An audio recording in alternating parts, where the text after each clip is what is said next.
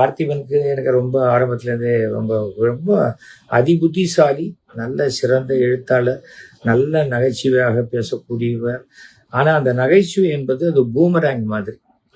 அது வந்து சரியா சொல்லலைன்னா திருப்பி நம்மளை தாக்கிடும். அதுதான். அது வந்து தேவையில்லாமல் அவர் வந்து த்ரிஷாவை பற்றிய ஒரு விஷயத்தை சொல்லி, த்ரிஷா ஃபோட்டோ வந்துடுச்சு, அதை பற்றி சொல்லுங்கங்கிறாங்க. நானா இருந்தா, இல்லை சார் இதை விட்டுருங்க, அப்புறம் வேற அடுத்த ஃபோட்டோ காட்டுங்கன்னு சொல்லியிருப்பேன். காரணம், த்ரிஷா இன்னைக்கு அரசியலில் கிடையாது. த்ரிஷா ஒரு நடிகையாக, அவரோட கூட நடித்த ஒரு சக நடிகையாக இருக்கிறார். அப்படியே நீங்கள் ஏதாவது த்ரிஷாவை பற்றிய ஒரு கமெண்ட் சொல்லணும்னா, த்ரிஷாவுக்கு ஃபோன் பண்ணி நேரம் சொல்லுங்க, என்னம்மா அப்படின்னு சொல்லுங்க. ஒரு பிரதர்லி அஃபெக்ஷனோட சொல்லுங்க, ஒரு ஃப்ரெண்ட்லியாக சொல்லுங்க. அதை விட்டுட்டு இது மாதிரி சொல்றது வந்து த்ரிஷா மேல ஒரு தேவையில்லாத ஒரு பொறாமையோட பேசுற மாதிரி தான் எல்லாருக்கும் தெரியும். But I appreciate Trisha. இந்த விஷயம் வந்த உடனே அவங்க கொடுத்தாங்க பதில். மைக்கு நாம சொல்றதை தான் சொல்லும், நாம எவ்வளோ தப்பா சொன்னாலும் அதைத்தான் பெருசா காட்டும், அது மாத்தி சொல்லாதுங்கிற மாதிரி சொன்னாங்க.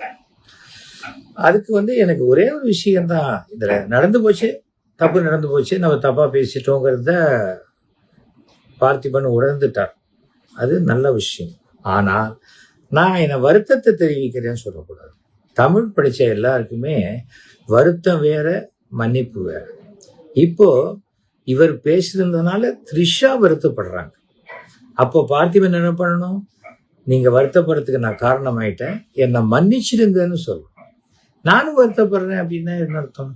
நானே ஒருத்தர் மூக்கில் குத்திட்டு எனக்கு வருத்தமா இருக்குன்னாக்க யாராவது ஏற்றுப்பாங்களா?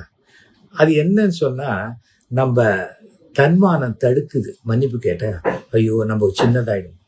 மன்னிப்பு கேட்கறது அதுக்கு மிக தைரியம் வேணும், பெருந்தன்மை இருக்கும். எனக்கு என்னுடைய குருநாதர் சொல்லி கொடுத்துருக்காரு, மன்னிப்பு கேட்கறதுக்கு கூட ஒரு தைரியம் வேணும்டா. ஏனென்றால் நான் செஞ்சது தப்பு, என்னை மன்னிச்சிடுங்கன்னு சொல்றது என்ன இருக்கு? என்ன கெட்டு போச்சு? உடனே 1/2 அடி குறைஞ்சிட போறோமா? இல்லை 2 பவுண்டு இறங்கிட போறோமா? இல்லை 1 கிலோ குறைஞ்சிட போறோமா? ஒன்றும் கிடையாது. அப்போ அட்லீஸ்ட் அந்த வருத்தப்படுறாங்கல்ல, அட்லீஸ்ட் மன்னிப்பு கேட்டா சரி விடுப்போம் அப்படின்னுங்கிறது எண்ணமாவது இருக்கும்.